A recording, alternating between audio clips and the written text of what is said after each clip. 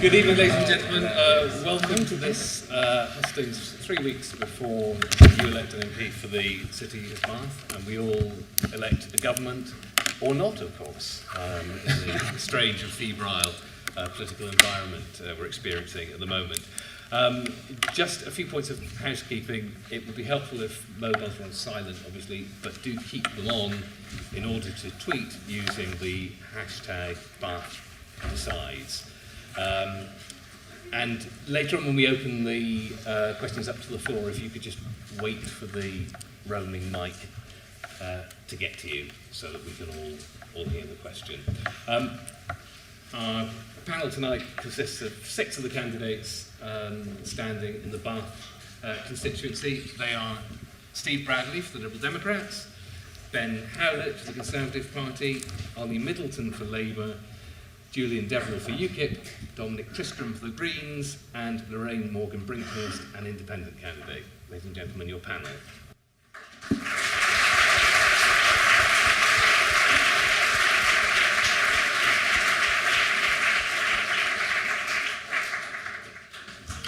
We're beginning with opening statements from each of the candidates, which we do want to be kept to a minute or thereabouts.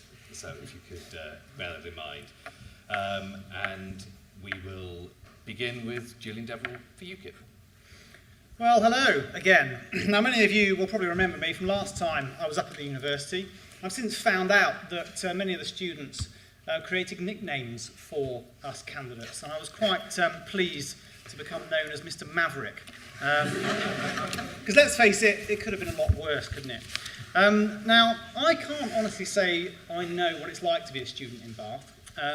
I never actually went to university, but I do know Bath very well. I've lived here for a very long time, and I know that Bath poses a lot of challenges for students. The cost of living here is comparable to London, but your maintenance loans are the same as anywhere else, and there's a huge shortage of space here that makes your accommodation very expensive. Now, what I'd like some of you to do this evening is look past some of the anti-UKIP propaganda and look at how some of our policies are going to benefit you. You know, we're going to get a lot of the areas that are wasteland in Bath built on so that we can create more accommodation for you. We're going to lower your taxes so that when you do go out into the world of work, you can keep more of the money you earn, and we're going to scrap some of the tuition fees. So you can presume what you like about me and about UKIP. You're very welcome to keep calling me a maverick. But I'd urge you to stop judging UKIP on the propaganda that the other parties put out. Keep an eye on our MPs' voting records. There'll be a lot more of them very, very soon. And have a read of our manifesto. It came out yesterday, and it's the only one that is fully costed and independently verified. Thank you. Right. To keep things simple and not get me confused. Just go along. We'll move along the line to Ollie Middleton. Okay. Well, thank you very much. I want to start by doing something that the Conservatives and the Liberal Democrats cannot. I want to talk about the future, primarily the difference between a future under the Conservatives and Lib Dems and a future under a Labour government. Over the past 5 years, we've seen the trebling of tuition fees, the scrapping of EMA, and nearly 1 million young people still unemployed. But most of all, though, our generation is facing the prospect of being worse off than our parents. It doesn't have to be this way, though. Labour will build a future for all. We'll lower tuition fees to £6,000. We'll provide a jobs guarantee for the young, long-term unemployed. And any Labour government will put right to the top of its agenda tackling inequality. We'll raise the minimum wage to £8 an hour, and we'll ban exploitative zero-hour contracts. And we'll ensure that those at the top pay their fair share. We'll rebuild our NHS. We'll ensure that all young people are able to own their own home by building 200,000 houses a year and prioritising first-time buyers. And we will tackle climate change by setting a decarbonisation target of 2030. Only Labour can build a better future for young people, a better future for all, and a country for all. Thank you very much. Steve Bradley for the Lib Dems. Thank you, Malcolm. My name's Steve Bradley. I'm the Liberal Democrat candidate hoping to keep Bath liberal. I'd be in trouble if I didn't mention up front, I'm a former Bath University student myself, a BBA, that well-known hotbed of political activism. And I also spent 2 years as student union president here, so it's fantastic to be back here again today. I'm pretty sure that history will look back at the last general election as the one which ended one-party rule in Britain. It seems pretty certain now nobody is going to win a majority next month.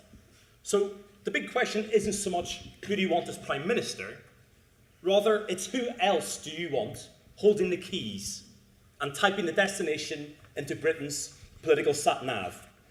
Now, only 3 coalition options seem possible in terms of making up the numbers. The first is the nightmare we call Blue Kip.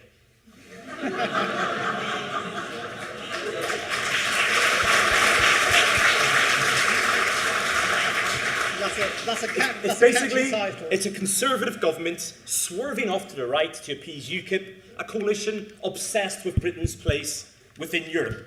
And the second is a Labour SNP coalition, diverting Red Ed further to the left, a coalition obsessed with Scotland's place in the UK. But I'm here to tell you there is a third way, a coalition involving the Liberal Democrats. Neither right nor left, obsessed with neither the UK nor the EU, but instead about fixing our economy and doing it in a fair way, anchoring Britain firmly in the centre ground. Finally, your choice of MP here in Bath on the 7th of May will be, as it has been for years, a 2-horse race between the Conservatives and the Liberal Democrats. But the decision you take also will crucially help determine the future of the United Kingdom, the European Union, and this entire nation. I urge you not to force Britain to either the right or the left in this election, but to vote for the one party that will keep our country anchored in the centre, focused on building a stronger economy and a fairer society for all. Thank you. Ben Howlett for the Conservatives. Good evening. Thank you very much for that, Steve. My name is Ben Howlett, and I'm standing to be your Conservative Member of Parliament here in Bath. I've been knocking on doors across this city, speaking to all of you, listening to you about your views and your issues, and finding out what you want us to deliver for you to make your lives a lot easier here in Bath, but also around the rest of the UK. So I set out my 6-point plan back in 2013. It's a deliverable plan, it's a sensible plan, and it's something that's going to help make your lives better on a day-to-day basis. So just 2 key things. Some of you may have received my leaflet as you came in the door. One thing we want to do is look at opening more cycle lanes around the rest of the city and ensuring that if you do cycle, we want to get you back up the top of the hills by opening up more cycle racks on the front of buses, for example. We want to introduce Oyster cards on the front of buses. Oyster cards on buses as well, so it helps reduce prices here in the city because we think it's too cost prohibitive. And we also want to make sure that you being able to get around this city is a lot easier on a day-to-day basis. So we've set out a very clear, coherent transport strategy in order to deliver that. In addition, for young people like myself, I hold up my hands, I'm self-interested on this. I can't afford to go up the property ladder in Bath, thousands of us can't. And when you graduate from Bath, you might want to live here. We have a real responsibility to make sure we deliver more affordable homes here in the city and, of course, around the rest of the UK. And thirdly, if you do want to end up having children here, we need to make sure you've got the primary school places available for you to actually have kids and make sure they've got a school of their choosing to go to. So we've set out this plan. It's up to you to end up backing it. We've set it out and we want to be held accountable on that. So in 5 years' time, if of course I am lucky enough to become your MP at this election, you can turn around and say, Ben, look, you haven't been able to deliver this. Why should I trust you again? On top of that as well, we want to make sure that going forward you have a safe, secure job to go into. My first job was minimum wage back in 2008 under the previous government. It was the most soul-destroying part of my life, and I never want any of you to end up having to go into that yourselves. So by having a growing economy, we can pay for the things that we want to see delivered, and under a government that's led by David Cameron, we can end up achieving that. So look forward to answering your questions very shortly, and well done for all of you for coming along tonight. Thank you. Dominic Tristram for the Greens. That was a very long minute. Hello, my name's Dominic and I'm standing for the Green Party. Now, a lot of you here, this will be the first time you'll have had a chance to vote. And what you have to remember is this is a very important election. Because you have a very serious choice here. 4 of these parties are committed to austerity. 4 of these parties want to cut payments to the poorest. 4 of these parties are pretty much aligned on things like not renationalising various industries that really do need to be renationalised for energy, transport, that sort of thing. 1 party doesn't, that's the Green Party. Really, your choice is between 4 parties that are committed to the Thatcherite politics of the 80s, to different degrees. Now, it's interesting to hear Steve saying they're going to keep the country centred in the middle. This is not, the last government has not been a government of the middle ground. The Conservatives and the Liberals are right-wing parties. Let's not beat about the bush. And what makes Labour left-wing? What do Labour want to renationalise? I mean, I'm not having a go at the others, I'm just saying this, you have to frame the debate in a sensible way. The debate is, these parties pretty much want the same thing. We don't. We want to see people, we think it shames this country that there's people in food banks. It shames this country that there's people who can't heat their own houses. And it shames this country that people don't feel they have a say in a political system and that the political system works for other people. So we want to change things and we want to be radical. And don't believe people when they say our radical aims are unaffordable. Of course they're affordable. You just have to think through what happened after the Second World War when the country was in ruins and the NHS was created and hundreds of thousands of homes were built. Of course we can do it. Don't believe the agenda set by the governments of the last 20 or 30 years, because actually what we need to tackle climate change and to tackle poverty and to tackle the massive inequality in this country is a radical alternative, and we are that radical alternative. Thank you.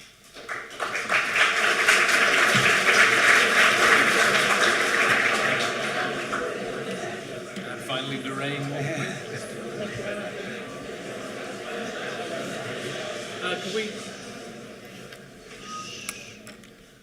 Thank you very much. You will see from my literature this evening that I'm a Bath-born resident and that I've been a councillor in Bath for the last 20 years, but I have also sat on national committees. I have 6 grown-up children myself, and 2 went to university, 2 went to college, and 2 went into apprenticeships. So I have a real understanding of the issues that young people face. The mood of the country is changing and people are not prepared now to be ignored by Westminster. Your MP is your representative, the person who acts on your behalf in Westminster. Unfortunately, in recent years, it appears that our country's MPs have become more distant from the people who voted for them. This election, and for some of you, your first election, this is your chance for us and people of this country to regain control. You can elect someone who will not break their promises, to elect someone who will listen to you, stay focused on supporting the right policies for Bath. One of the reasons I left the Liberal Democrat Party after 25 years and being their councillor for 20 years was one of the reasons, and there were other reasons, but one of the reasons was their U-turn on tuition fees. Research has shown that by 2042, about £9 billion overall in student loans will be unpaid. I'm concerned for all of our graduates, for all of you and future generations who will leave university with big debts. And I'm also concerned about, we need affordable housing in the city. Many of you as students will have already faced that, and we do need affordable housing. We also want to retrain our graduates in the city, your expertise and everything you can contribute to our community, but we do need to have affordable housing to make it possible for you to stay. So as an independent candidate, I will be free in Parliament to make decisions for the benefit of Bath residents and not be restrained by party politics.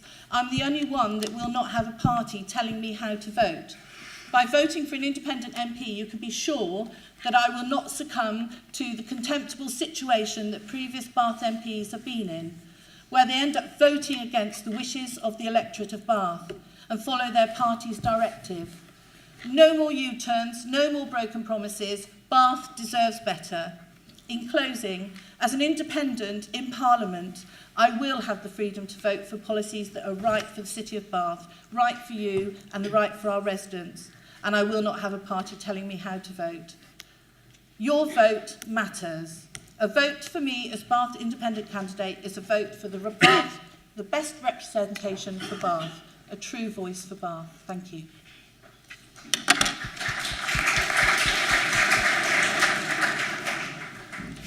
Right, thank you for all of you for keeping those snappy. Our first question, and apologies in advance if I'm about to mispronounce your name, do correct me, Ivo Morel.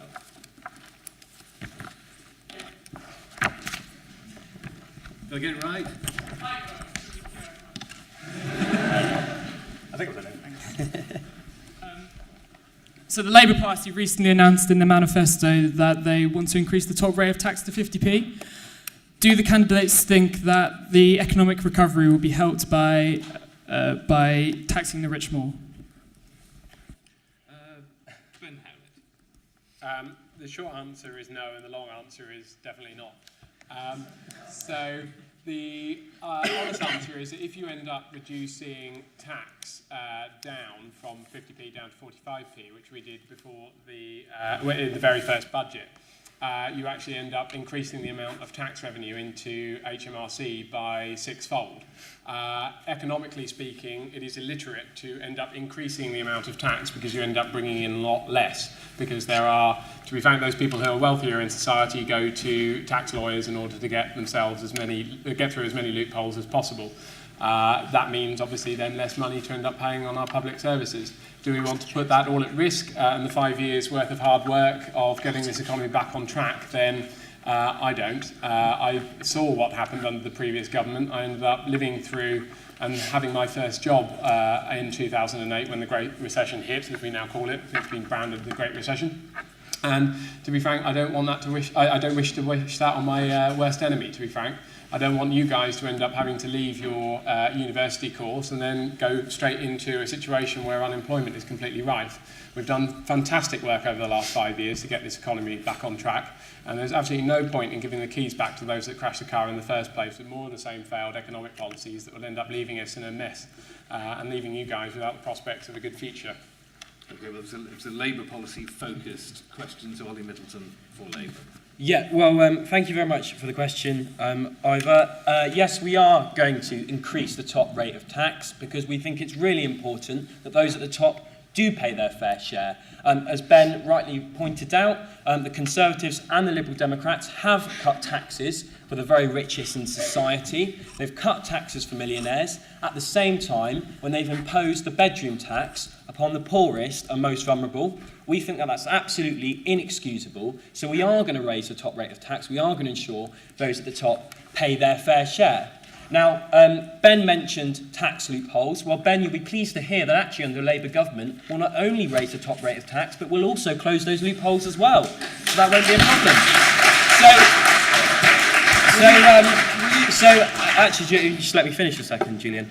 And this is part of how we're going to get the deficit down, how we're going to balance the books by 2020. We are going to ask those at the top to pay a bit more. But Ben also mentioned the economy. Well, actually, the economy we left, Ben, was growing. Your party took us back into recession along with the Liberal Democrats and lost our AAA credit rating in the process. And you've borrowed more in four years than we borrowed in 13. Ollie, that's our economic record, and we are going to make those at the top. Just a very quick question, Ollie. Are you going to close the same loophole that Ed Miliband used to get away without paying tax on the mansion he inherited? Ed Miliband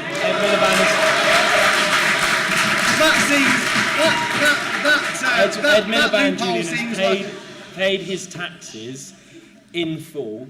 Has he? He has. And on the house he inherited? On the mansion he inherited? And I think it was very rich coming from a party led by a former Tory banker who claims that he's not part of the establishment. Regardless of Ed Miliband's tax affairs, we are going to close tax loopholes, and that will raise £7.6 billion, and we are going to ask those at the top to pay a bit more.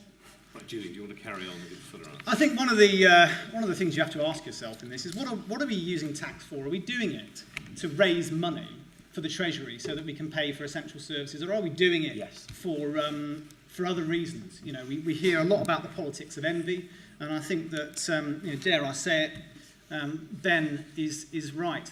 When you do raise tax levels too high, it can, in many cases, result in fewer tax revenues, which means you've got less money to pay for the essential services we need. Let's remember that the people who are at the top of the earning tree can afford all sorts of very, very, very, very clever schemes in order to get out of paying tax. And we often hear about letting them keep their money, don't we? Let's stop them from keeping it. But let me tell you what these people do with their money. They don't keep it, they spend it.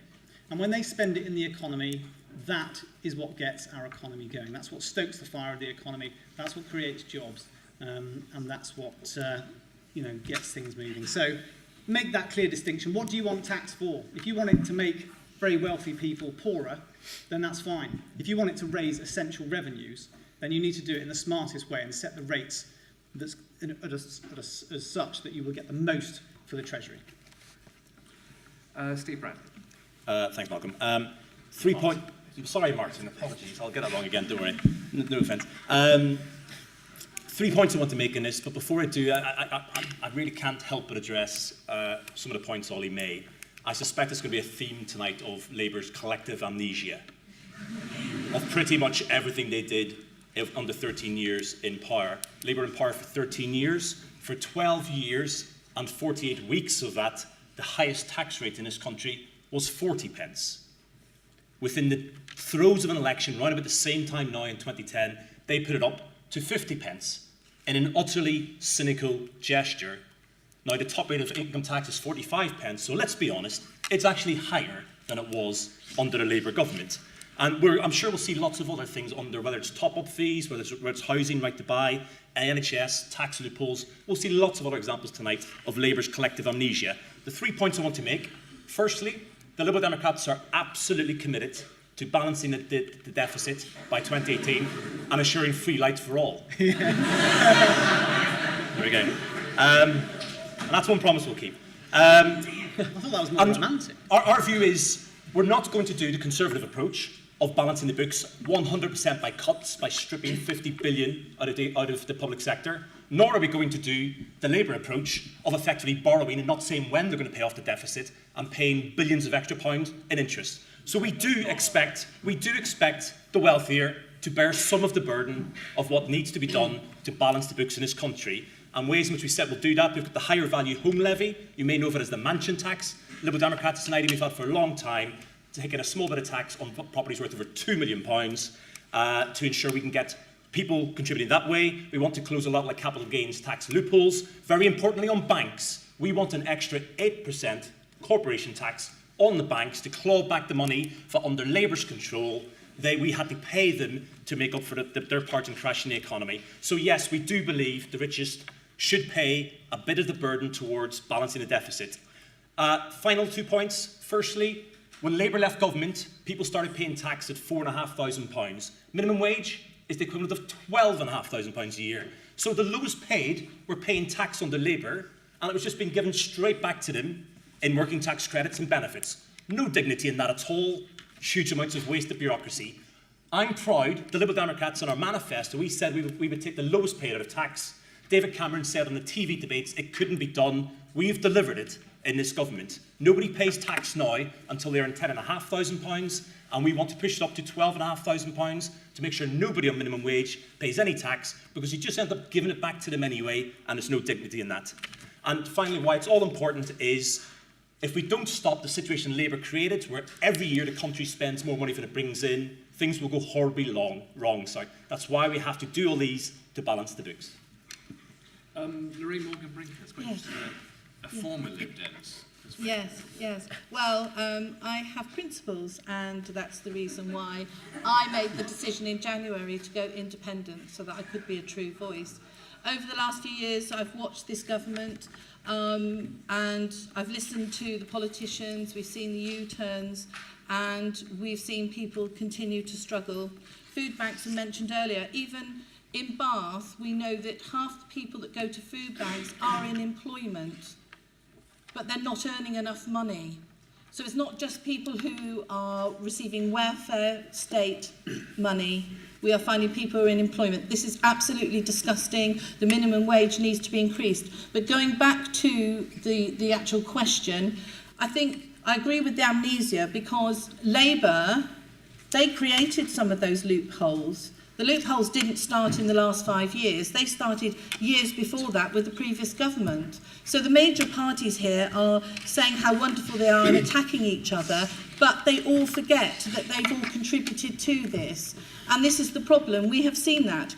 But the problem is, if you do increase it to 50 pence, it is true, the rich will find ways to take their money out of this country and not invest it back into the country. So we do have to, as has been said, we do have to balance the books, but also balance to allow people to be able to spend and help this economy for this country. But we do have to invest and support people on lower wages. We have to. I would like to see the tax allowance increased to £14,000. I really don't think 10.5 is enough. It needs to increase so we can help people off of welfare and help people back into work. For me, those are the priorities for us. Thank you. Firstly, it has to be said, before you listen to people saying, well, when the tax went up, then less was paid, at that point, everyone knew it was going to come back down again. So anyone with any money would just say, well, we won't declare that income this year, we'll declare it next year. I mean, it's ridiculous to say that the tax take went down when the rate went up. You know, but that's the first thing. Second thing, 50p isn't enough. 60p is what we want to put it up to, because actually, the wealthier should pay more. Because at the moment, industry, it's the poorest people. Now, the wealthiest in this country have seen their wealth increase massively over the last 20 years, certainly, but over the last 5 years, when everyone else has suffered stagnated wages. And in my partner's case, who works for the NHS, nothing for 5 years. You know, they basically had a pay cut in real terms. So why should we feel threatened by rich people who say, oh, well, if you try and tax us fairly, we might not pay it, or we'll find some ways around it? Well, no, that's not acceptable. And a government that accepts that is a government that is a government of cowards, because they're saying, we can't think of a way of legislating to make people pay the taxes that everyone wants them to pay. Democracy has chosen a party or a policy that says these people should pay this much. It's the government's job to get that money. You can't just give up and say, oh, well, they'll find a way around it. Then close those ways around it. And it might take some time. It might take some more legislation. But you can't just allow the rich to blackmail their way out of higher taxes. I mean, it's a ridiculous position for any party. And, that is the truth of it. So, also, I just want to touch on the raising the personal allowance. What you have to remember, because everyone has mentioned that, is when you raise the personal allowance, that is giving money to the rich as well, because everyone's personal allowance goes up. So if your objective is to fight poverty and help the low wage, which is a very noble objective, then there are much more sensible ways around it than giving everyone money, whether they need it or not. Like your citizen salary you want to give to everybody? Like our citizens' income, which is actually a perfectly sensible idea, and much mocked by the Lib Dems, who obviously... But you want to give that to everybody, Dominic? Yeah. What's the difference then? Because we tax, there's no personal allowance then. It goes to everyone. But if you're saying the principle is, if you want to We're fight not talking poverty, about you shouldn't give we're talking about everybody more your money. government's last 5 years of economic failure is what we're debating. We've got ideas that can take that on, but let's debate what the question is taxing the wealthy, and that's what we want to see. We don't want to see, we have novel ways of approaching helping the poorest, but let's wait till that question. Well, very briefly, Chair, Dominic just said, if you want to deal with poverty, don't give everybody a tax cut because there's better ways rather than giving everybody money. The Green Party has a policy of giving everybody money in a citizen's wage. That's a fact, Dominic, so you can't use it to attack the fantastic policy we've done to take the lowest paid out of taxation by criticising it for one of your flagship policies of doing exactly the same thing. Can I come in? Yes, quickly. Just very quickly. Should I just say that policy is a long-term objective? It's not actually what we're suggesting. It's the same principle. It's the same principle, Dominic. Right, fine, thank you. Are you finished? Good, lovely, thank you very much.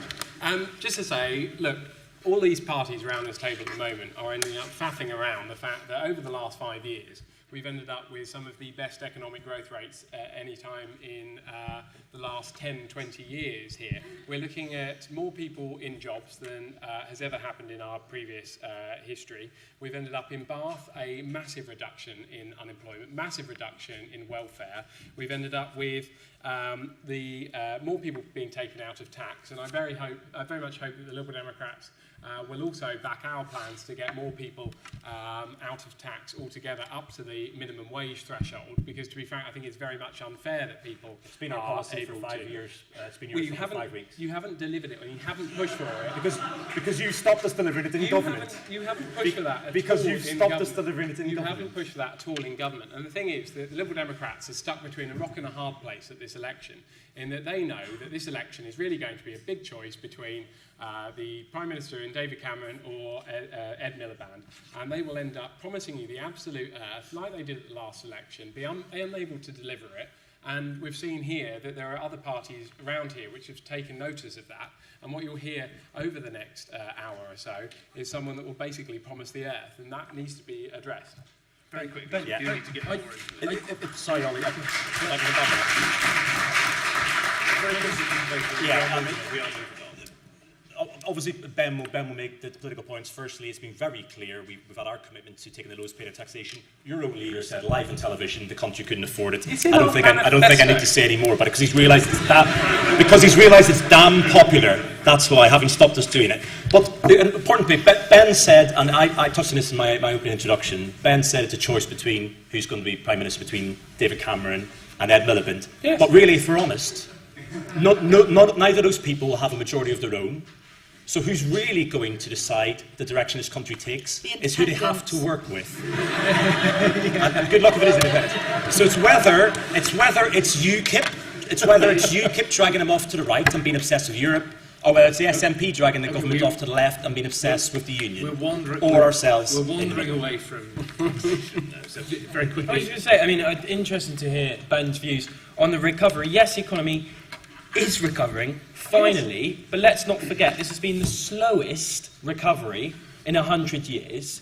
It took us to lose our AAA credit rating, a triple dip recession, before the economy actually started growing. And at the same recession time, started in Conservatives... 2008. Well, actually, And the we went Labour through a Party triple dip were in recession. government then. We went through a triple dip recession after that.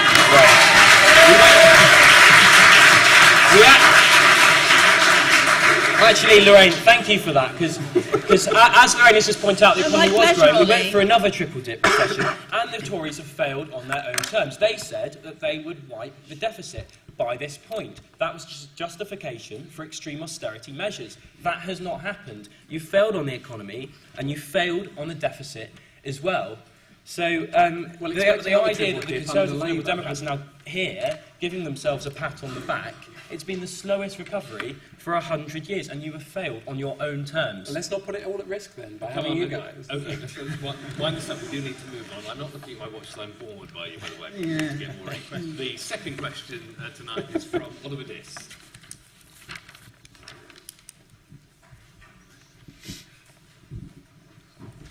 Hi, thank you. The former chief executive of the NHS, Sir David Nicholson, today criticised and questioned party funding plans for the health service, saying it was still not clear how political parties would fill its existing financial hole.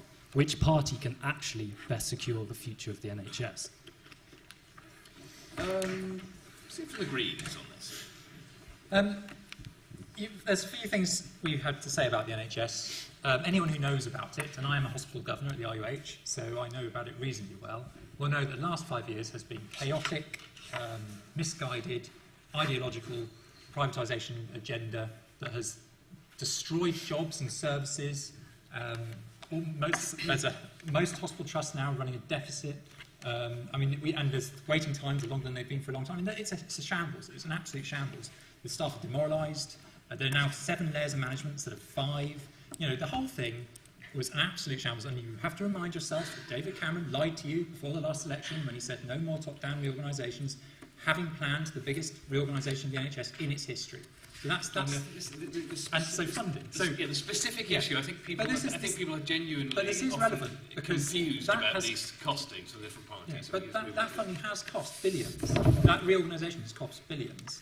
And what we really need to do is not just give the NHS more money. I mean, the NHS, as you said in that report, that 8 billion is to keep it where it is. That's not going to improve things. So that's why we will immediately give 12 billion to the NHS. We're the only party to offer more than the absolute minimum that's required for it. We want to up that by 2020 to about 20 billion. Now, how are we going to do that? scrapping the internal market, which is a failed ideological experiment in the NHS, will save £10 billion a year. You know, at the moment, hospitals pretend to be companies competing against each other. I mean, it's a ridiculous system, much beloved by the right, but actually is massively inefficient. And you find hospitals going bust. It's a nonsense. There's a pot of money from the Department of Health. That should be allocated on a needs basis to where people need it. It shouldn't be a case of hospitals bidding against each other. We need to get rid of this privatisation. We need to get rid of the private sector providers who offer poor value and actually, in some cases, like in Somerset, have made people go blind because of cost cutting. So you need the money. You need more than 8 billion. You need probably about 12 billion, probably more like 20 billion. And anyone who doesn't commit to that is basically saying the service will be worse by the end of the next Parliament. UKIP, Julian Deverell, has come up with a magic figure of 3 billion. That's correct. Why? Well, these headline things are important. I mean, the background to this is the report from Simon Stevens, the head of it. That's right, yeah. Who said by 2020 the NHS would need at least 8 billion a year going into per it. year, and yeah. that's assuming 22 billion of further efficiency. Yeah, yeah. So why have you come up with 3 billion? How's it going to be cost? We've come up with 3 billion. You know, we've identified a lot of areas of public spending that we would cut and apportion that money to things that we believe are essential. You know, we would commit 3 billion a year straight away to the NHS, and I think it's you know, it's very important that people look at what the 2015 UKIP policy is on the NHS. You know, we're committed to keeping a publicly funded service. We acknowledge that the PFI contracts have been a disaster, just funneling your public money out of the NHS and into the hands of private companies. So we would look to end those. And you know, we agree that the NHS has become inefficient and that there are efficiencies that need to be made. You know, we want to invest all of that money in the frontline services. You know, doctors, nurses, midwives. You know, we've made specific commitments for that, not thousands and thousands of middle managers. You know, when the Labour Party were in power, they spent a lot of money on the NHS, and we saw it wasted on failed RT projects and managers. So I think, you know, we are a party. What we've had to do with our manifesto is have it costed so that it's completely realistic. Now, we've had that independently verified. So it might have been lovely, mightn't it, to say, yeah, you know, vote for us, we'll put 20 billion in, or we'll put 8 billion or whatever. But we had to make the figures realistic. It was very, very important for us to make realistic commitments. Do you accept the findings of the Stevens report? Which is actually saying it needs at least 8 billion. To be bluntly honest, my honest opinion is that I'm not sure. I think that there's probably a big debate and an argument to be had about how much extra money the NHS needs. It could need more than that. I think that. Well, he said that. So. Yeah, and I think that there's a definite need for additional funding. We've committed to that extra funding, and as I say, in an ideal world, you know, it might be 20. But the money's got to come from somewhere, and we have to be realistic about where it comes from. Right, the Liberal Democrats were the first party to commit to this magic figure of 8 billion, which of course the Conservatives have now matched. Could we just talk about your costings, how you arrived at that point? Absolutely. I mean, I can't help but mention, I think the last leaders' debates, I think the one thing we did learn is that a cornerstone of UKIP's health policy is probably saving a lot of money by not giving health treatment to AIDS sufferers, unfortunately. You're absolutely right, Martin. The current chief executive was Simon Stevens. In the 5-year forward plan for the NHS, identified an 8 billion shortfall. They need an extra £8 billion of funding every year to be sustainable. And they challenged all political parties to say what they would do about it. We were the first party to say we would provide that 8 billion and exactly how we would do it. And we're the only party at the moment who said we'll provide that and exactly how. And I think that's really important because Julian was asked, does he think that report's right? Well, to be quite honest with you, I think we need to listen to the NHS to tell us what the NHS needs. I don't think it's up for us to decide what it needs. Could you just explain where the money's coming from? Because this will be an issue clearly certainly once we've gone to the Labour and Conservative contributors. Yeah, there's a whole host of ways of doing it. I mentioned the mansion tax levy, capital gains tax relief closing, getting rid of the ridiculous shares to waive your workers' rights, which the Conservatives brought in, which has been costing an absolute fortune. Our manifesto fully cost aside. It's very long, our manifesto, apologies, so please do have a look at it. But the Institute for Fiscal Studies, the IFS, a completely independent body, yesterday said that we had the most realistic plans on both health and on education. So don't take my word on this, Martin. Take the words of this independent body who looked at our plans. As you mentioned, UKIP have said they'll put in $3 billion. It's not what the NHS says it wants. The Conservatives have very recently said they'll put in $8 billion, but they've yet to say exactly how it will be paid for. Labour said they'll put in $2.5 billion. This is the first time I've heard Dominic say the Green Party want to put in $12 billion. I assume it only came out of their manifesto launched the other day. But to be honest with you, the Green Party are in an envious position where they absolutely know they're the one party here who's not going to be in government. So they can basically promise the earth in terms of money, and they have been doing that. I tend to tot up on hustings the money promises Dominic makes, and they're absolutely eye-watering. So if you want a haven from tough decisions, if you want kind of a feel-good idea of political party, and please go for the Green Party, but there's half of their, probably the guts of their manifesto is utterly undeliverable. So the NHS has told us what they need. We're the first people to say we'll provide it, and it's been fully costed. Ben Howlett, in terms of the Conservatives, your opponents say, A, that it was late in the day, and B, that you're talking about some expectation, a general expectation of the economy improving. Just to cover the point that Steve actually just made there, of course, the Liberal Democrats certainly didn't do that before 2010, did they? But in relation to our own plans, I think the $8 billion is a good starting point, but I don't necessarily think that it's going to be the salvation to the problems that our NHS has. 10 days ago, I think Jeremy Hunt said it could be more, it could be less. Well, now the Conservatives have settled on this solid figure. I genuinely hope it's actually more, and I speak in an independent position on this, in that, for the last 7 years I've seen, working on a daily basis with the NHS, the funding that it needs. And by 2020, Dominic is actually right. It's the first time I've heard you say this, but Dominic is absolutely right that by 2020 we're going to have a £20 billion shortfall in the NHS spend. £8 billion is good.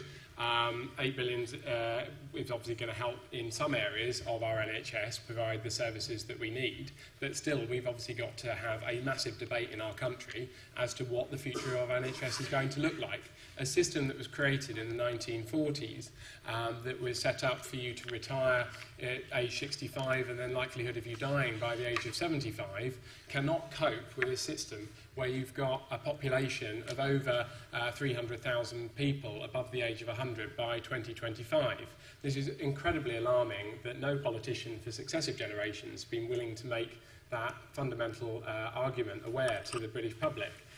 We've started that, I'm pleased with that, but at the end of the day, it will fall on my shoulders to say to people like my mum who is disabled and for other people who have got family members who are reliant heavily on the NHS, that in 20 years' time, are you going to have the same quality of care in 20 years' time as you do today without proper funding of it? I hate to bring this back down to the economy back again, but at the end of the day, unless we end up with a strong, growing economy, we could end up having this argument until we're blue in the tooth. We don't have the money in order to pay for it unless we end up having a good, strong, stable economy as a result. Yes, but the Liberal Democrats have produced a list of ways in which they say they would specifically pay for it. Can you give us anything more specific than a hope and an expectation that the economy generally would have improved to the extent that that's affordable?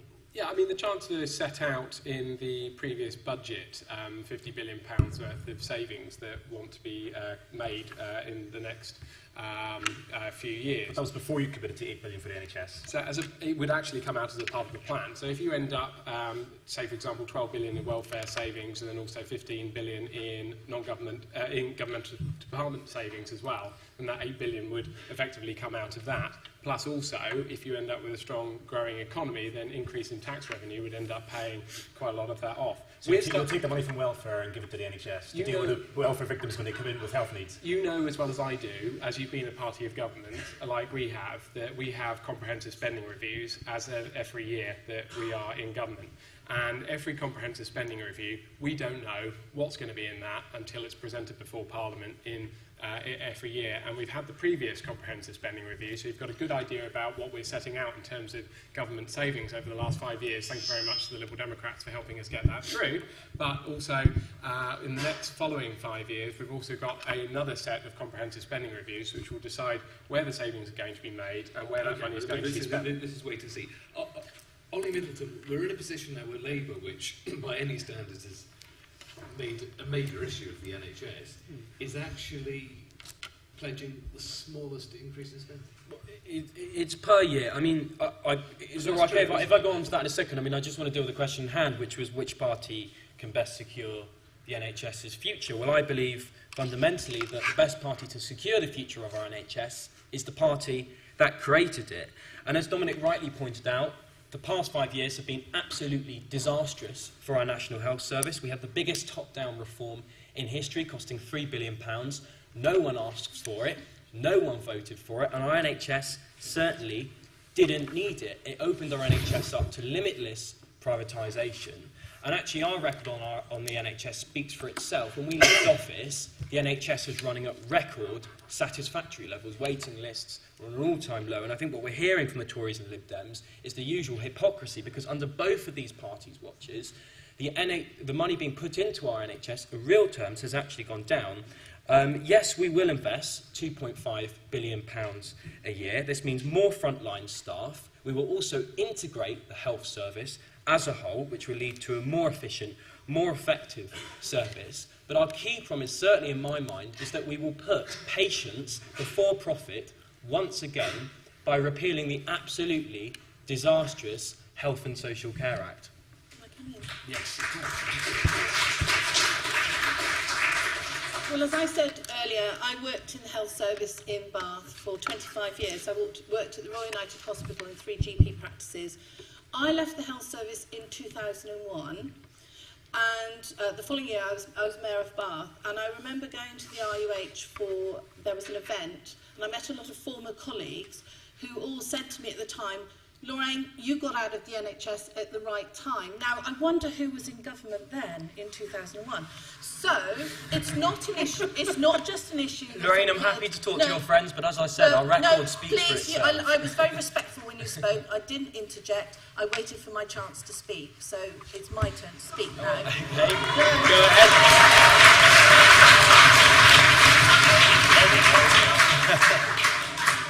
This is not new that the NHS needs funding. It was an issue then, it's an issue now.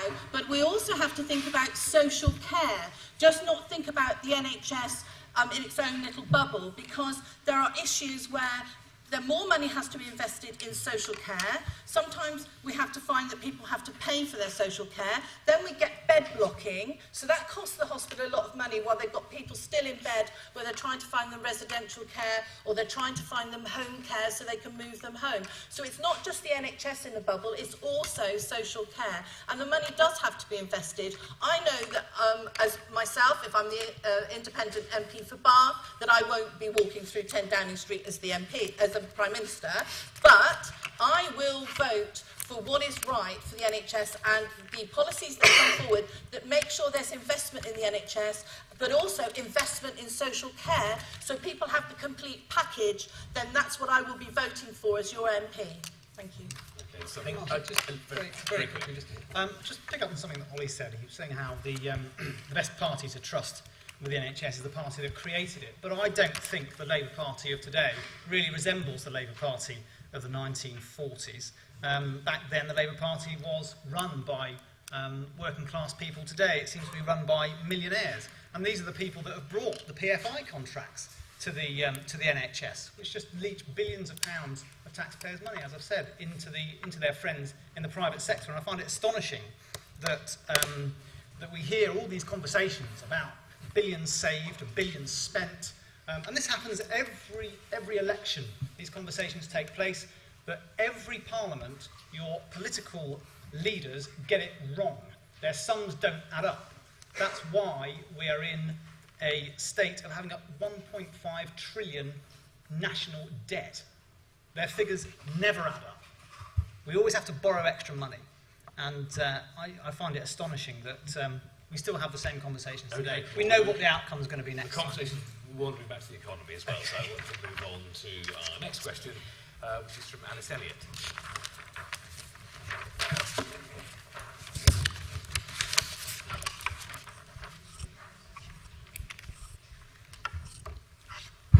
Hi, yeah, just in terms of immigration, legacy media has often been accused of either scaremongering about immigrants on one hand or underestimating the power that migrants have on the other. Would you agree with the claim that the media has over-exaggerated the power that immigrants have? Could you repeat that question again, just a bit slower? Please? Basically, I didn't quite catch all of it. Sorry, carry on. Would you agree with the claim that the media over-exaggerates the role of immigrants to the UK? I think... Begin with what do you think? yeah, okay, I was the last one. Appropriate point. I think the... I can't work out why as soon as someone said immigration, you felt the need to answer it. Well, no, I didn't hear the question properly, so I thought it might be appropriate to hear it again. Is that okay? Fire ahead. Maverick, don't let me stop you, come on. I think that the media portray a lot of things that, in a light that's not actually true to reality. And I think the issue of immigration is something that has been brought onto the table in terms of political discussion over the last few years, mainly because UKIP have sort of brought the debate to the fore. But I don't think that I don't think the media represents it very accurately. No. Can I just come in? Just to clarify, are we also driving at getting a snapshot of each party's policies on immigration as well? I don't think the media portray the issue particularly well. I don't think they portray us particularly well on terms of that. So I'll make it very clear. It's in our manifesto, and we've taken an awful lot of flack over the years for daring to bring the subject of immigration into the politically correct sphere that we now live in. But our immigration policy is very, very simple. Like 200 other countries in the world, we want a simple Australian-style points-based system whereby we do not discriminate against people based on where they come from, and that everyone is treated the same when they come to the UK, a system that we can control from inside our parliament, as opposed to inside a different building somewhere else that we don't have much control over. Okay, Well, I think it's a really good question, and I think yes, definitely, 100%. Immigration has been a good thing for Britain. There's no doubt about that, and it's something that I'm very proud of personally. I think it's fantastic that we live in such a diverse, outward-facing nation, and I think it's a real shame that not just the media, but UKIP as well, do turn to scaremongering to suggest otherwise. And I find it quite funny that when it comes to the media talking about UKIP and printing these stories about UKIP councillors and whatnot being accused of racism and homophobia, they're scaremongering, but yet when it comes to immigration, they're not. But I do think we do see a lot of scaremongering from very large sections of the media. As I said, I firmly believe immigration has been a good thing for this country. Yes, of course, we need a debate on immigration, but it has to be a debate based on facts and not the type of scaremongering we see from parties like UKIP and papers like the Daily Mail. Just quick.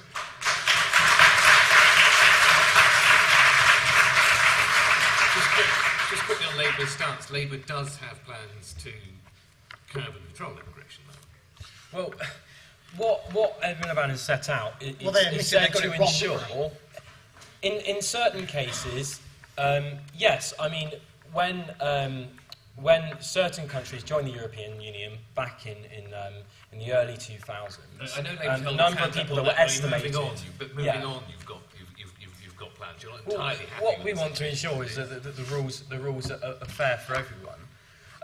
And of course, we know that the vast majority of immigrants come here, they contribute, and they pay. Without immigrants, we wouldn't have our NHS. I mean, the idea that often we sometimes hear people saying, well, look at the amount of pressure immigration is putting our NHS under. Well, without immigration, actually our NHS would be under far more pressure because immigrants are often running our NHS.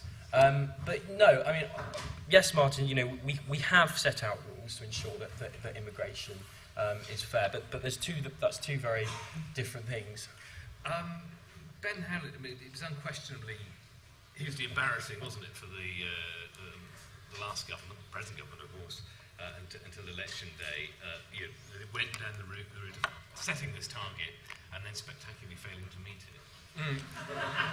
To be honest with you, yes, and I don't think politicians should start trying to provide targets, unachievable targets, and saying, yes, we will get immigration levels down to tens of thousands from hundreds of thousands if it's not going to be deliverable without fundamental reforms. And the Conservatives, Labour, Liberal Democrats, all the parties sitting in the House of Commons at the moment are as culpable as each other. And it does irk me when I sit there listening to some in my own party that they will go out and try and make these claims. And I found it astonishing the other day that Nigel Farage stood up in one breath and said that it's disgraceful that the Conservatives were unable to achieve their aims of introducing tens of thousands of immigration levels, but then set out a target for 30,000 level of immigration within this country. And I just think that's There's not been a target of 30,000. It's not going to be achievable. It's just not going to be achievable. What Nigel said is that you can't actually set a specific target for the net migration figure. So he set a 30,000 net migration target in his manifesto.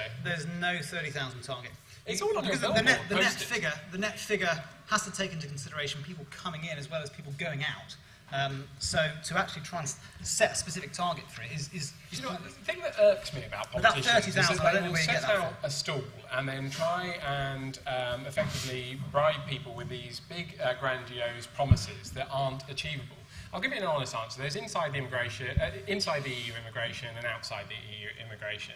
To tackle head-on the outside the EU immigration, well, we have set out effectively what Australia have got, which is a points-based system in all but name, so that we are no longer allowing a free-for-all from outside the European Union for people coming into the UK. Actually, I think the government has actually gone too far the wrong way on that, in that if you speak to highly skilled labour in India, for example, or China, they're finding it very difficult to get visas at the moment. So we need to look at that area of immigration and say, actually, it's become far too restrictive.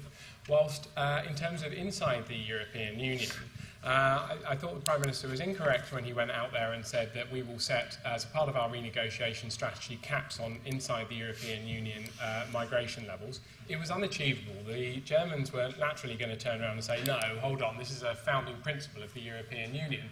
We're not going to budge on it. So, coming up with a compromise, and I think this is a much more achievable scenario within our renegotiations if we are able to deliver them with a referendum in 2017, it's effectively saying that if I go off to Italy and everything goes belly up on May the 8th and I want to go off and get a job, then I have to pay into the system for 4 years before I can claim anything back out of their system. Now, if they come over to the UK, effectively it's from day one where they can claim welfare from our system. And I think that's unfair. We need to basically make sure that our welfare system is brought in line with the rest of Europe's. Now, the biggest cheerleaders for that reform and for that speech, funnily enough, were the Polish government, the German government and the Italian government for saying, oh, thank goodness for that, because effectively Britain has been dangling this big fat welfare carrot in front of every single European worker saying, come over, it's absolutely fine, the incentives are there, you can have the safety net. If everything goes wrong and you lose your job, you can effectively go on to welfare dependency in the UK. I don't think that's fair. They need their workforce because they've got an ageing population. They need to control their populations as well so they can keep their factories running. They are the biggest cheerleaders of that. If we end up being able to deliver a sensible renegotiation approach in 2017, we're going to be able to deliver a reduction in immigration, not on the basis of introducing these superfluous targets that successive governments have failed to deliver. Just quickly, do you think the BDO misrepresents the situation?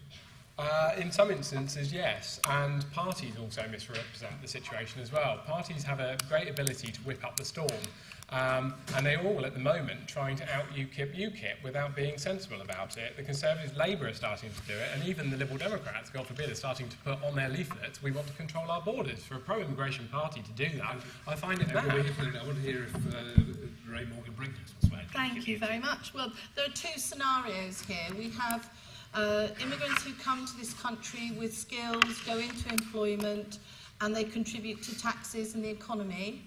And then they go for jobs that British people can go for those jobs as well. So it's not that they're taking jobs, it's that if they've got the skills and they get the job.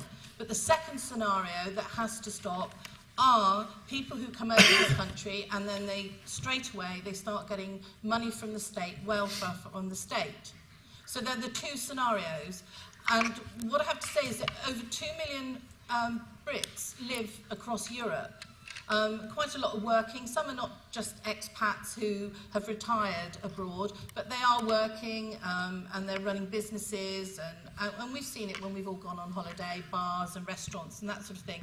So we have to be very careful, because if we alienate and we talked about shutting borders and things like that, then what happens to all of our British people who are across Europe and they're living there and working there? So we have to get that balance.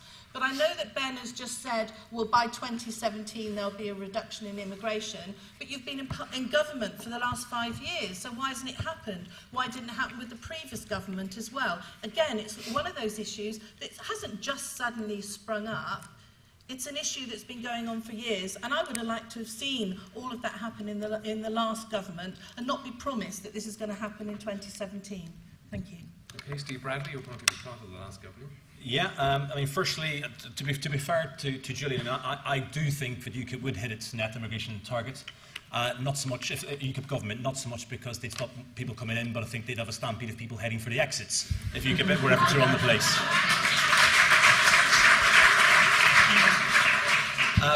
Alice, the short, so I can't see where you are, the editor. The short answer to your question, I think, sadly, is yes. I think the media isn't an honest broker in the debate on immigration. I think they're also not an honest broker in the other debate, which is closely tied up to immigration, which is Europe. I think it's no accident that a lot of people in this country think Europe is a terrible thing for Britain, because they've been drip-fed for 20 years negative scare stories constantly about Europe, and nobody has ever presented to them the positives.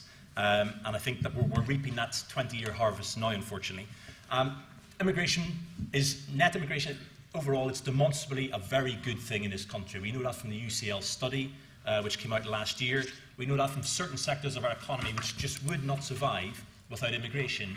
Sectors across everything. The RUH, the hospital here in Bath, had to go out and recruit some Portuguese nurses because they couldn't find enough nurses in our own country. I don't care where they're from, as long as they're working hard here and doing their job. We also, if we're honest, immigrants are prepared to do a lot of the jobs that we just don't want to do ourselves. And we have to be entirely honest with them, and I take my hat off to them for doing that.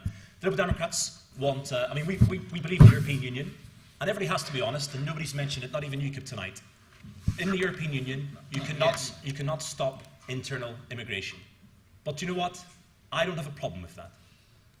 The thing you can do in government is you can have a skills-based system, which is what the Liberal Democrats want, for people to come in from outside the EU. And the big question is, why has this come up now? Why has this really come to a head now? And I think the simple answer is, we're in difficult times where money is short. And immigrants are often the canaries in the coal mine. So we're told in housing, the reason why you can't get a house, well, it's because we've so many immigrants here taking up all the housing. The reason why our NHS is stretched, well, we've got too much health tourism, we've got AIDS sufferers coming here for help. We're told for welfare. The number of times I hear on the doorstep, it's heartbreaking, people telling you that everybody's flooding in from elsewhere in Europe and they're getting cars, they're getting houses, all these things that you know are simply just not true. But people believe it because the media has told them that. We're also told that the reason why you can't get a job or your pay is low is because of immigrants. And it's not just UKIP. I mean, one of the most shameful things the Conservatives did, and we stopped it very quickly in government, do you remember the go-home vans? Where they drove around, targeted certain parts of the country with high levels of immigrants, like East London, massive vans basically saying, if you're an illegal immigrant, we know who you are, we're coming to get you, go home.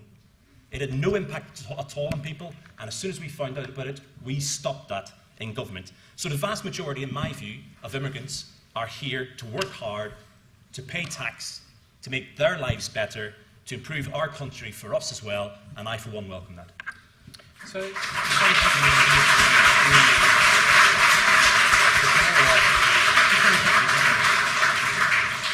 so that sounds all plaudable, thank you very much, Steve, but why is it the case that on your leaflets you want to make sure that you control borders? Because aren't you just getting yourself into the same trap that all of the others have ended up getting themselves into, trying to UKIP? No, not at all. Let me explain to you, Ben. It's a very simple case of process. Until we got the rules changed very recently in this government, we had a system whereby people came into the country and we checked them coming in, but we had absolutely no checks on whether they'd left or not. Now, leaving aside anything about immigration, does anybody in this room think that's a sensible way of doing things? What's the point in checking who comes in if you've no idea if they leave afterwards? So what we've done is the very sensible process of checking who leaves as well. And as I said, within Europe, let's be honest, we can't control the numbers who come in, but I have every faith that people come in here. As I said, the vast majority are here to work hard, pay tax, improve their lives, and improve our country. And that's why we want a skills-based system for people from elsewhere. But again, if you've got a skills-based system to check who's coming in, you need to check if they've left at any point. It's a very simple step. Okay, don't interest you. The question, of course, was the media and what they say about immigration. Of course, it's toxic language. Of course, I mean the vast majority of the media in this country is right wing. Vast majority of the media in this country is owned by people who aren't resident. They don't pay taxes. So let's be clear. They're stoking up a fire, and I don't know if anyone saw the news a couple of weeks ago in New York. A Spanish couple were severely beaten, and the gang was saying immigrants, immigrants, immigrants, and that is what happens when people have this rhetoric and when it somehow becomes acceptable. And I'm not just going to pick on UKIP here, because actually all of the parties to a certain extent, Steve's right that what his party is suggesting sounds reasonable, but actually the way it's phrased it's kind of getting on that UKIP bandwagon, isn't it, on the literature.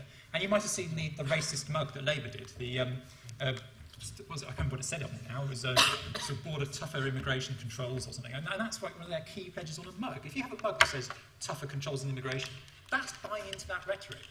I think if we accept, and I think most of us do here, that immigration is a net contributor to the economy, then you have to be honest with yourself if you say you want to reduce it. Because you're not saying it's a cost, are you? So what is your reason? Is it, I don't know. I would ask anyone here who wants to reduce immigration, if it's not a cost to us all, then why do you want to reduce it? Is it because you're just chasing that UKIP vote? And that's what it is. It's like, I feel I have to say. And as a party, we get stick. Our policy is actually to pretty much leave things as they are now. It's not open borders and all that nonsense. It's basically as it is now. And we get stick for that. So how can you leave it as it is now? Because we're an evidence-based party. All our policies are based on evidence. And the evidence is that immigration is actually quite a good thing for the economy. And everything else is just kind of... I don't think UKIP are actually racist. I'm open to say they're not racist. But actually, there are a lot of people who vote for them who are, and equally there is that and there's...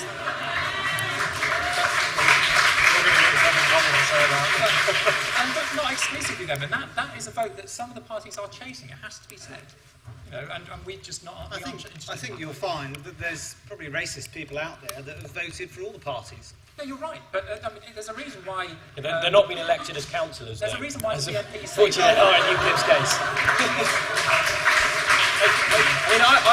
Some of them, Ollie, some of them have been elected as Labour councillors. But let me tell you, that didn't get further than the local newspaper. Okay, so we're back to the media again. We do need to move on. I appreciate we started late, and I'm looking at the organiser. I'm inclined to think it's probably a good idea to open it up to the floor, with your agreement, so we can get a few more questions in. If you want to specifically aim a question at a certain candidate or party because you want a specific response from them, do say so. So obviously other people won't get in on that question, but you might have something for a specific... Can I just suggest something? You've had a lot of literature this evening, and so those of you that haven't had the chance to answer questions or won't have, just contact us on our email addresses and then we can respond to you. Right, let's open up. Yes, gentlemen, the written. The mic's on its way. Question for the Julian from the UKIP. I see in his energy policy that you're going to virtually dismantle the measures to control climate change. Do UKIP believe in climate change? And if so, why are you doing away with any measures to reduce CO2 emissions? Right, well, the position on that is quite simple. We acknowledge that the climate is indeed changing. It has Good. done. To start.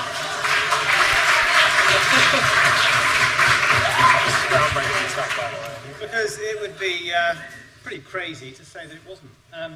We do, however, take issue. Go on, Maverick, come on.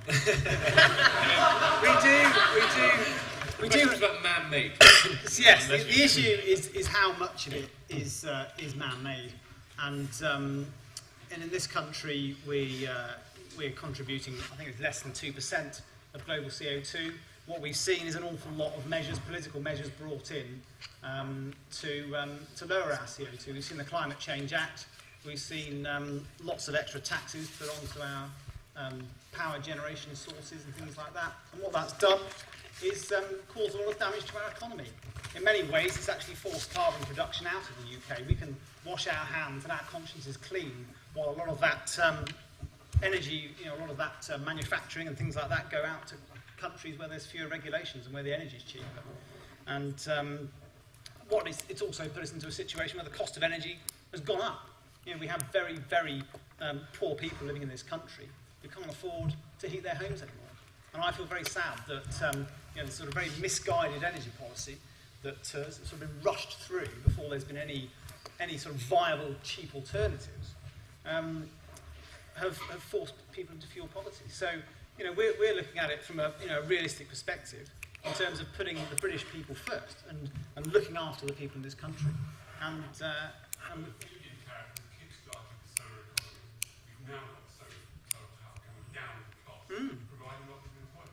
well, the solar, UKIP, it's interesting to note that solar, UKIP is not opposed to solar. In terms of the energy policy that we've laid out, we list solar as one of our energy sources that we would go with. Solar technology seems to be advancing very, very quickly.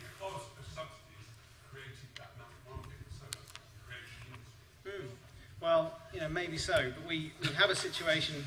We have a situation where we've embraced solar technology, and obviously, if you look at the other side, the wind side of things, we haven't gone down that road. That's been very, very heavily subsidised, and economically, it's not working out. So you can't say that the subsidies have made it economically viable. But but we get a lot of stick. I get an awful lot of stick from you guys. I got a lot of stick last time I came here. We talk about the science. I was told that 97% of scientists disagree with me. The study that put that together was deeply, deeply flawed. There's an awful lot of very, very eminent scientists out there who would happily stand up in front of you and take your laughter and your ridicule. No. Right, I'll leave this.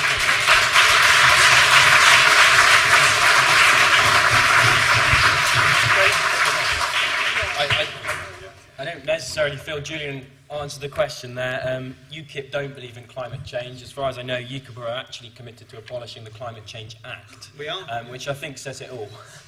So, and the Climate Change Act was an incredibly groundbreaking piece of legislation. It was passed under the last Labour government. In fact, Ed Miliband was the man that was personally responsible for doing that. He holds a deep personal commitment to climate change. That's something that we demonstrated when we were last in office. And that's something we will continue to demonstrate. We get into government in 2015, in May, in fact, it's very close now, isn't it? But that's why we are committed to a decarbonisation target of 2030. I personally feel that the single biggest threat facing every single one of us sat at this table and every single person in this room, and that's why 97% of scientists no, they don't. do believe in climate change, Julian, is the threats that climate change poses. So we're committed to a decarbonisation target, 1 million jobs by 2025. Okay, so is there anybody else who's willing to get in on this? Yeah, I mean, I'm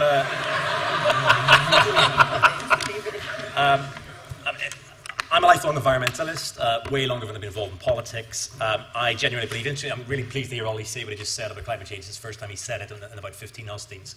What I've said at every single hustings, what I've said at everyone, is I believe the biggest threat to society is not the economy, it's not terrorism, it's not immigration, but it's climate change. And to be honest with you, if we don't tackle climate change, we're going to have all of those problems in spadefuls. If Julian doesn't like what's happening with immigration in this country at the moment, just think what it's going to be like when seawater levels are seriously rising, when food crops are seriously failing, and when millions and millions of people around the world are being displaced. That's when we'll know we have a serious migration problem. The Liberal Democrats have, as you may have noticed in the last 5 years, been in coalition with a party who calls this stuff green crap. The Conservatives call people like ourselves the Green Taliban, and they call environmental issues green crap. Despite that, by having the Energy and Climate Change Department all to ourselves, thankfully, for 5 years. We've delivered a lot in the teeth of huge opposition. Things like a trebling of renewables, the introduction of the first Green Investment Bank, the biggest increase in electrification, i.e. decarbonisation of our transport sector. This government would have been awful on the environment without the Liberal Democrats in there. And imagine what we could do if we were in coalition with a party who took this sort of thing a little bit more seriously.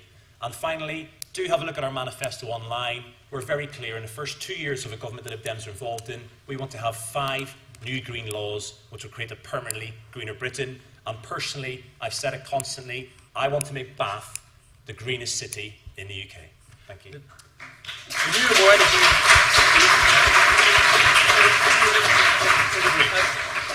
Steve and Ollie are right to a certain extent. Obviously, climate change. It's interesting, actually, that they both say climate change is the greatest threat to us, and yet they're both in parties that support fracking. We are a party that I don't support it. I don't support it. He's in a party that's whipped, and they might make it. No, I will. Just to be very clear, I will never vote in favour of fracking, and that's a simple fact. If you make me your MP, you'll see me do it. One of the first things I did when selected, as I gave my own party a list of things I didn't agree with them on. Quite a few of them. Is that like Donald tuition fees? No. Well, I don't think Don did that. That's also like... It's also like Don and fracking, because if you look at his recent voting record, he actually voted in favour of fracking recently. Well, but Don's in support of fracking overall, but not in Bath. I'm very clear, I could not be any clearer. I am opposed to fracking anywhere. It's the equivalent of being told you need to stop smoking because your lungs are collapsing, and then nipping straight down the off licence and picking up 120 packs of fags. We need to stop it. I think you have to be careful. Potential MPs will tell you what they think you want to hear. I've been in debates like this in North East Somerset with Rees Mogg and the other guys, and they all, because in North East Somerset it's like, that's a very anti-fracking place. So they all say they're anti-fracking, and yet all of these parties do support it. And I say the only way you can have a Green MP is to vote for a Green MP. I will never vote for fracking. And that's a guarantee. And obviously, it's a primary objective of our party to protect the environment, not just something we say to win votes. Okay, a little bit from your Yeah, it's only going to be a very quick thing in relation to fracking. Over the last few years, I've been barraging the Department for Energy and Climate Change, who happens to be, as Steve said, quite eloquently run by a Liberal Democrat at the moment, and they've made an absolute mess of a recent law. In Bath, we've got the Sacred Spa Waters, which are basically the centrepiece of our city. And recently there was a law that was put forward by the Labour Party, funnily enough. And the Labour Party put this position together, which would say that we would protect our areas of outstanding natural beauty and country parks from fracking. So the government ended up turning around to the Labour and say, yes, OK, we'll back this motion. Now, following that, 2 weeks later on, the Climate Change Secretary, Ed Davey, decided to say, well, actually, we didn't quite mean what we had said in the first place. Now we're going to start thinking, well, if you want to put a pipe in underneath, well, that should be fine. So here we are in an absolute pickle of a situation where we have absolutely no coherent, real government policy that came out of a Liberal Democrat Energy Secretary that is saying, well, we might be able to put in a pipe underneath areas of outstanding natural beauty, or we might not. So whoever becomes the MP for Bath, I would certainly advise you guys to lobby us to make that a #1 priority, that we make this something that we look into from day one of us becoming elected. I'm sure the fact that George Osborne's father runs a gas and fracking business has got absolutely nothing to do with the Conservative approach on this. Very I don't care if he's the Queen of Sheba. I certainly agree with a lot of what Steve said with regards to the Conservatives and their attitude on climate change. It's a real shame that your party has propped them up for 5 years, though, and supported them in doing a lot of the things they have done. The point is, ultimately, it is a choice between a Labour government led by Ed Miliband and the Conservative Party. If you want to tackle climate change and protect the environment, ensure a Labour government led by Ed Miliband. Thank you. If you look at my announcement in January when I left the Liberal Democrat Party after 25 years, one of the reasons I left was because at the autumn conference in 2013, the Lib Dems voted for fracking. I'm also extremely concerned because the Conservatives support fracking. Bath's my home, and we all feel very passionate about the city of Bath. Tourism, 9,000 people are employed across the city through tourism, And if fracking happens and it affects our thermal waters, then that's going to affect tourism, but it's also going to have an impact on those 9,000 people who have jobs in the city. So that is something that concerns me greatly, and is one of my pledges that I would vote as the MP against fracking. And there are other alternative ways as well. But I just felt it's really important to come in at the end because fracking is vital. But just to say about the city, talking about climate change, research has shown, because we're in the valley, quite a lot of our children in the city, particularly research has shown Oakfield Park areas that are suffering with asthma, and that is having a huge impact on people across this city of Bath because we are in the valley. So we really do have to take climate change seriously, and we do have to find ways of reducing all of those emissions, etc. The briefest. Very briefly. Firstly, just to clarify, our policy is that where communities want to have fracking themselves, they should have the option to do so. I fervently believe no community is going to want fracking. Therefore, under our policy, they wouldn't have fracking. It certainly wouldn't be forced on them as other parties will do. And very, very finally, I really do have to, transparency is really important in politics. I don't like to raise these points, but I think it's important. A number of times now, Lorraine has mentioned that she was a former Liberal Democrat and given reasons why she left the party. Right at the very beginning, she said she left over tuition fees. Surprised we haven't had a question on that yet. But in 2010,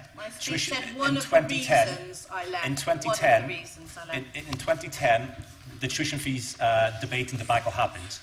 In 2014, a year ago, Lorraine put herself forward to basically be the Liberal Democrat parliamentary candidate. For whatever reason, she didn't succeed in that. So she would otherwise have been where I'm sitting today, defending to you and explaining to you Liberal Democrat policy. It was only 4.5 years. And I wouldn't take it because of my principles, Steve. It was only 4.5 years after. Well, Lorraine, I think and I have the principles are hugely important. Lorraine, please, Lorraine, I didn't interrupt you, Lorraine. Lorraine, I didn't interrupt you. Principles are hugely important. But you're having a second Lorraine, right I didn't interrupt you, please. But please explain to everybody here, if tuition fees was such a principled issue for you, why did it take 4.5 years until after the tuition fee debacle to decide you had a problem with it? And why did you try and become the Liberal Democrat candidate in Bath? I will explain that. I had hope and faith in hoping that the Liberal Democrats would revisit it because they realised that tuition fees was an issue, that students were felt really let down in the city, and I really hoped it would be revisited, but it wasn't, Steve. It was not revisited. The students have been let down, and so in the end, I had to think about my principles. For all those years I was a Newbridge councillor, I knew I was doing a great job in Newbridge, but I realised the city was being let down, so I decided, right, that was a big decision, but it was the right decision I made, was to go independent so I could represent this city without a political party telling me how to vote. And not once in his 4.5 years did you lobby the MP on tuition fees. Not once. One more question, please. Can't see hands. Close your eyes and point. Great.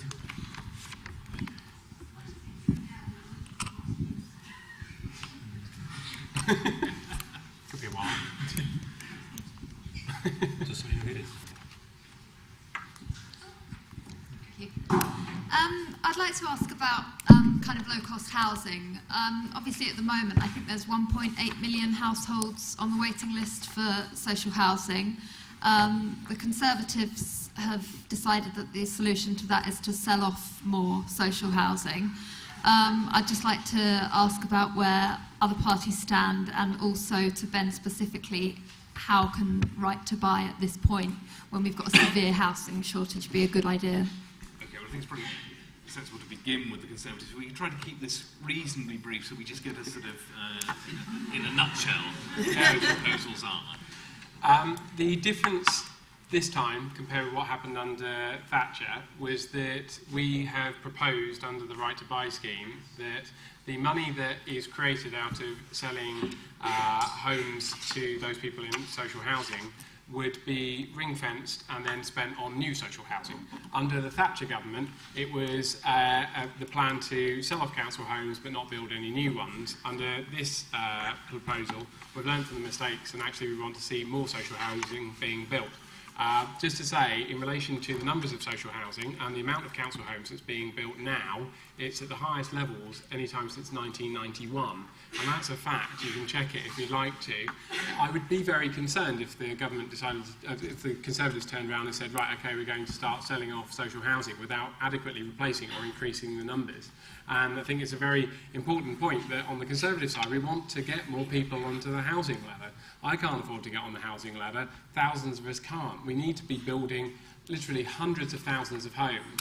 And in this city, there's a 40% affordable housing target that is going to be missed by this current Lib Dem run council. And we will do everything we can to ensure the infrastructure spend is put into Bath so we end up delivering that at a local level. And I hope the government will do the same for the rest of the regions and the rest of the UK. But how can you build more housing if you're selling housing off at well below market rates? That just doesn't make financial sense. Well, you don't in effect, because actually it costs a lot less to build more social housing than it would to actually, you actually deliver 1.5 times the number of social homes per house that's sold off. And that's the stats that have been announced as a result of the current policy. Okay, I think everybody is well aware of the fact that particularly here in the southwest this is a huge problem, so I don't think we can rehash the problem, but Ollie Middleton, Labour's solution.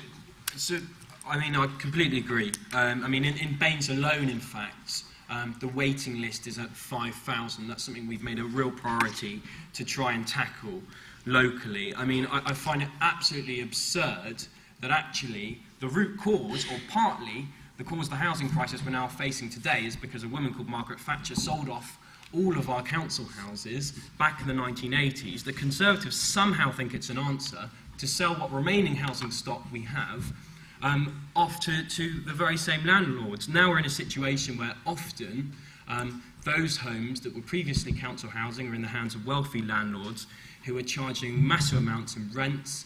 In turn, those individuals living in the homes are simply being subsidised by central government. It's a completely false economy. It's something we certainly want to tackle nationally. We're committed to building 200,000 more homes per year and prioritising first-time buyers. House building, by the way, Ben, is at its lowest level since the 1920s overall. We've also made it a priority to make the rental market more accessible, particularly to young people. So we said we're going to cap rent increases, we're going to ban rip-off fees, and also introduce longer-term tenancies. I'm not a fan of Thatcher, but let's fact check here, okay? And I do believe in facts in these statements. For every year under Margaret Thatcher, she ended up building more council homes than the entire period that Labour were in government for 13 years. Now that's a fact. Now that is astonishing what you've just said there, because what we need to be doing is building more social housing, more homes in this country. That's why we're committed It's the first time that we have 200,000 actually ended up delivering this, unlike what happened under the previous government. As I've said, I don't want to return ourselves back to what happened in 2008. House building overall is at its lowest level since the 1920s. It was low through the last Labour government as well.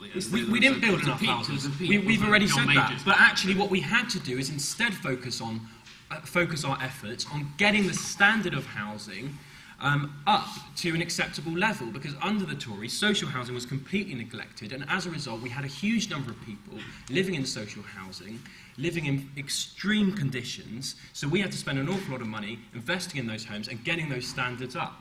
It's interesting the stats you're using there, because we're actually building more homes than any time since 1997, okay? Which says a lot, much more about the previous record of the last government and actually what we're delivering as a government now. Steve Bradley. Thanks, Martin. This is a little bit like two bald men fighting over a comb, and trust me, I know what that's like. We need to be honest. If you look at the facts, under the Conservatives up until 1997, 1.1 million social housing units were sold off. I'm not surprised Thatcher built so many. She had to in order to keep selling them off. And not only that, between 1997 and 2010, the last Labour government, there was also a net reduction of 450,000 social housing homes. So under both previous governments, on their own, they flogged off significantly more social housing units than were supplied. Spot the difference time. Under the current government, for the first time in decades, the amount of social housing net has gone up. You can draw your own conclusion in what's the difference between the current government and the previous ones. Housing experts say we need 245,000 units built every year just to keep up with demand. So Labour's promise of 200,000 is still going to leave us short of housing. Three very simple solutions on this. Firstly, we need to build more. And the Liberal Democrats have a number of clear policies on how to do that. We want to build 300,000 housing units a year nationally, a number of ways in which we can do that. Firstly, by having a use it or lose it situation on planning. There's a lot of planning approval already in place by developers who are just sitting on it to make more money down the line. We need to force them to start building those. Secondly, there's a huge amount of public sector land which is sitting idle. In this city, we had 3 Ministry of Defence sites. And I'm really proud to say that under the current Liberal Democrat-run council, we've got 2,000 homes being built on those, a third of which are social, not affordable, but social houses. In Bath, moving on from there, the current Lib Dem Council is building 7,500 homes on brownfield sites in the city. This is the first time this council, Bath and North East Somerset, has ever hit its government housing targets. We've not just hit them every year, we've exceeded them. So I'm really proud that we're making up for the previous errors of previous Conservative-run councils here. What we need to do is to make sure we're building homes in the right places, so where people want to live. And we're also building the right types, so getting the balance right between flats and family homes and also social housing units. And finally on this bit, in terms of, we also need to make sure we're building in a greener way. I mentioned our 5 green laws earlier. One of those is a green law around planning. We want to make sure that we're not hardwiring in climate change in the future. Planning needs to take into account and be built around providing homes where it's easy for people to walk, cycle and take public transport. 2 very quick other points. With the existing housing we've got, we need to ensure rental standards are higher. You guys as students will know that probably better than anybody else in the city. We've done a lot locally on HMO licensing to ensure, for example, there's better regs on fire, on waste, on gardens. And nationally, we have a policy of using, the energy performance certificates, which hopefully you've seen because it's a legal requirement at your property, but nothing happens with those. We want to start knocking out the worst performing houses on energy efficiency. Why should you have to rent a property which is rated F or G for energy performance? It shouldn't happen. And finally, to help people like yourself when you do want to get around to buying a home, the problem young people have, as well as the lack of supply, is saving a deposit. By the time you save the money, the prices have already raced on ahead from you again. So we've got a fantastic policy, the only party that does, which is called Rent to Own. And it's based on a model which was tested around the country and worked. And how it works is certain housing associations, you will be able to rent a property from them. Your rent will be capped, so it will cost you no more than if you rent it privately, but a portion of your rent every month is going towards you buying that home. So 2 things can happen. Either after, say, 30 years, it's entirely yours, and you've bought it just by paying your rent. Or if you leave at any period in between, you own some of that property, you can cash it in, take it with you, whatever. Because otherwise, it's going to be very difficult for people like you to get on the property ladder, even if we are building 300,000 units a year. Okay, you mentioned green rules. The Greens had a bit of local difficulty a few weeks ago, I think, explaining their house building. Well, only because people are ridiculous. I mean, but basically, That's no way to talk about Natalie, Dominic. you said we want to build 500,000 houses, and the people, that's ridiculous. Now, you've just heard some parties say, we'll build more. Nobody's saying to them, how are you going to fund it, how are you going to fund it? It's this ridiculous double standards. Well, we know exactly how we're going to fund it. We're going to cut the tax breaks for buy-to-let landlords, and we're going to basically use a lot of public land, and also, we're going to reform the tax breaks, basically. And I think this is called a brain freeze, ladies and gentlemen. Yeah, no. Something like Natalie Bennett. I think in the end, you've got to look at what people are saying. We know that we have to build more council houses. We're going to end right to buy, because right to buy is fundamentally a way of ditching the social housing, giving it to private landlords. And we want to make sure that actually, you're right, there's lots of green, you've used it as a sort of cunning segue into housing policy. Of course, all building regulations, not just for rented houses, not just social houses, but all houses should have better building regulations. We have some of the worst insulated houses in the world in this country. We need to make sure that people don't have fuel poverty, and it's not just social housing, it's all housing. So, of course, there is a problem. Of course we need to build more houses, and how we do that is we make sure that actually people don't have 2 or 3 houses. There are actually more bedrooms per person in this country than there will ever have been. So what's happened is that we've got a massive inequality between people with lots of money and lots of houses who don't pay fair value. What we want is a land value tax. So actually, if you don't use a property properly, or if you have empty space where you could build property, you're taxed on it, because actually that money should be going either to incentivise you to actually sell that house or build a house on that land, not have huge land banks sitting around. Because, as somebody mentioned before, developers are sitting on huge banks of land and they wait for the value to go up to a certain amount. And they go, oh, now it's worth building, because actually now we can make a huge amount of profit. And finally, I just want to talk about affordable housing. That's a very dangerous phrase, because what is affordable to one person is obviously completely unaffordable to another. And we've seen all sorts of crazy schemes where the government will help to buy whatever harebrained, economically illiterate scheme Osborne comes up with that doesn't get taken up. All of these things do is, if you make houses more affordable to everyone, like you bring the prices down, it just drives prices up, because the right to buy is the same. If you buy a house for a massively subsidised price, you've got that house, and then of course you've got tons of money, so that brings up the prices, so you can pay more for the next house. And so the people who are on a perfectly decent salary right at the start, like if you graduate on 25k or whatever the average is now, if you and a partner both earn 25k want to buy a house in Bath, good luck, because that's not much money. So what we want to see is we want to end housing use as an investment. It should be a reasonable thing to buy and you should get your money back, but what it shouldn't be is a way to make money. You get people now, and I've looked around student houses in Bath, where people have 2 or 3 houses, and that's all they do. They don't need a job, because that house price, they get all the renting from students, so no students get given £9,000 of debt to get themselves into to pay onto rent. And then you see other places, like in Bristol. I don't know if you saw on the news, there were some of my colleagues in the Green Party were in Bristol marching on an estate agent there that was telling its landlords to put up prices, because they could get away with it. So there's this whole industry around using houses as an investment and as a business, and that's what we've got to get rid of. We've got to get homes for people who need them, and that means council homes. So end right to buy, end this buy-to-let landlord rush, and let's use the space we have for people who actually need it. Lorraine? Yes, I'll just be very quick. Just 3 points really. One, with regards to the planners, and I know we have to preserve the World Heritage Site, but sometimes there are some ridiculous decisions that have been made. A guy in Bath had a piece of land that's been derelict for 30 years. It's behind some 4-storey houses. He wanted to build a bungalow, and it's been derelict all that time, and it was turned down, and then he revised it. It was turned down about 3 times. But the planners have agreed for car parking to go on that site. I mean, it's just crazy. So there has to be some flexibility within the planning laws, I think, so that these ridiculous things don't happen. Okay, it's a bungalow, it would have been for a couple, but at least that's two more people who would have had a home. My second point is, it hasn't been mentioned by the panel, is restoring empty properties, bringing empty properties back into use. And we know there are absolutely loads across this city, whether they can be brought back as one home or flats. And thirdly, we do need more houses for rent, because the more houses we have for rent, the prices will then drop.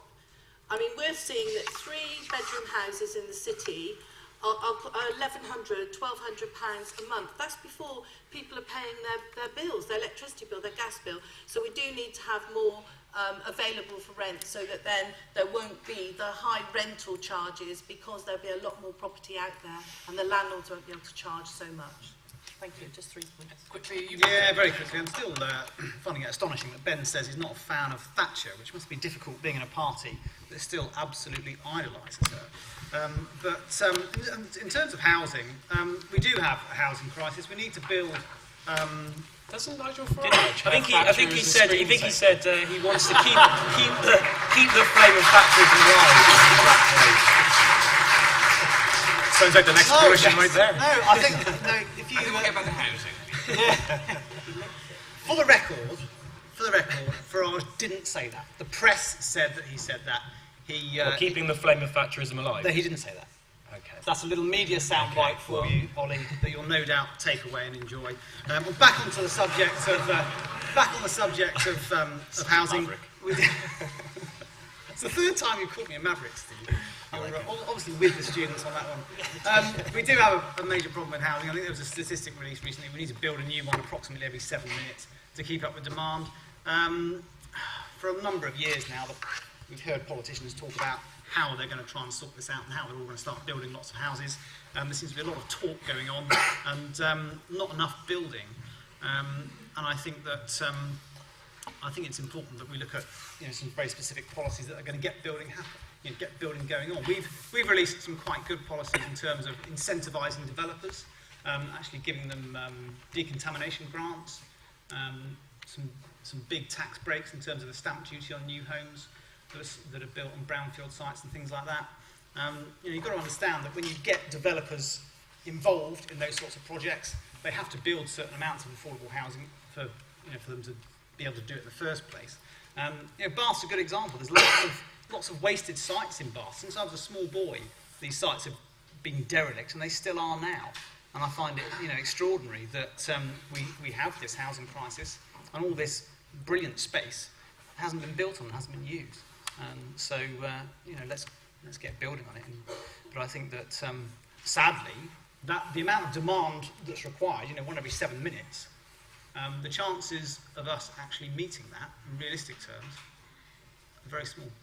Okay, well, we started about half an hour late, so by my reckoning, we're done. Thank you for joining on the panel. I hope that's helped all of you to make up your minds moving towards polling day. I have been asked to remind you that you can still register to vote. Making a break for the bar at the back, you can blame them. But I suspect if you're here tonight, then you've probably got that in hand already. Thank you, Vinny.